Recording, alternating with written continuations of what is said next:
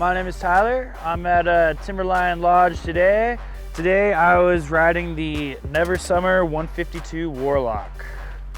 So we got reverse right here. I would say super soft in between the feet.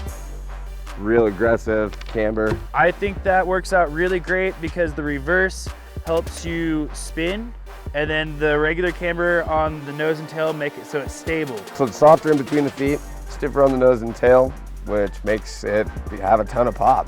It pops like crazy, and it will overpress if you're not careful. So this board has really good torsional flex. It bends side to side, which makes it feel really good on your carves. Buttering on this thing, it's pretty much catch free.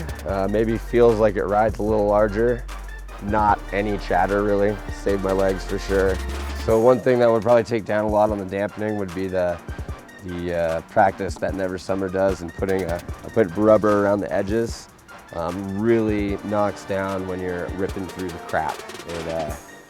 So things that would buck you on a stiffer park board just does not happen with this. I weigh 127. I rode the Warlock in jibs, jumps, tranny, rollers, just about everything, groomers. I'm pretty sure it's a jib specific board, but I still think it did everything really, really well. It's just a all-around charger. It's a 152, but I was mentioning that ride's a little larger. It kind of looks like they just sort of cut out the nose, which produces a ton of swing weight. You can spin like crazy on this thing, but the amount of edge that you have to use to spin and use that less swing weight it's like pushing off the entire edge of the snowboard, like a really good cambered park board, but still loose and forgiving and not squirrely. The morning started out icy, and this board did have no problem holding an edge in the ice. Almost like a cloth, and when you're shredding a hard pack, it really grips in. It almost reminded me of what I think triple base technology should be, even though it has none of that. It just feels like your edges are turned up a little bit. Like, you know, it's stable, it slides well, it's fast, it lands well. It just boosts your confidence in your park riding. And by the end of the day, we are taking it off of the big park jumps and landing on side tranny and like slushy, mushy stuff.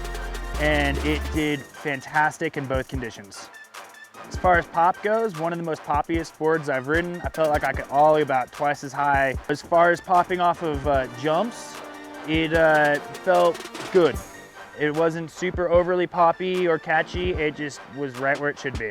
Really awesome at jumping. Plus we have an amazing park right now, but the takeoffs just extremely smooth off the takeoff, not second guessing on your run in. When there's some chatter or bumps in the run in, it doesn't really affect it at all. Popping off this is amazing. The camber underfoot really loads up like a spring. You're sending over the jump stand landing, and it's the most stable landing that doesn't wash out, and I really think if all of the pop and the non-washout really comes to the camber underfoot is what really saves you. With it being flexy in the middle, it just locks like into rails. Really nice doing board slides. When I went to go do a frontside 50-50, it just like literally locked on. The only other feeling I had like that was when I was messing with rails on my other Never Summer, which I had 5-6 years ago, and I forgot how sensational it was to get that lock-on feeling like I did back then. It locks into rails really, really well. One of the better boards that I've had for locking into rails. That being said, this is one of the best boards I've ridden for both jumps and rails.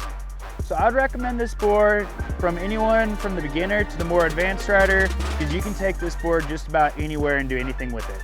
I don't think a beginner would really understand the technology or what they're looking for to use. I mean, it is easy to turn and stuff, but I always suggest for beginners to get something a little softer, something that's not going to catch an edge. This thing holds an edge and doesn't catch, but I could see a beginner not being able to know how to use that.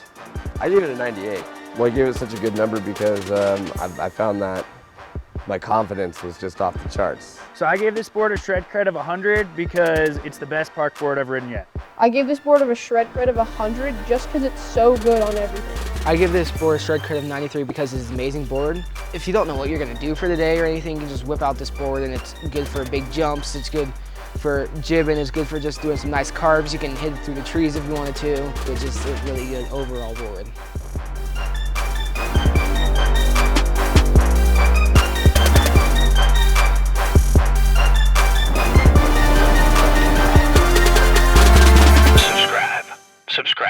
and subscribe. Seriously, right now. What are you waiting for? All right, Mr. Keegan, Mr. Shaq on the Warlock. Scorpion wins.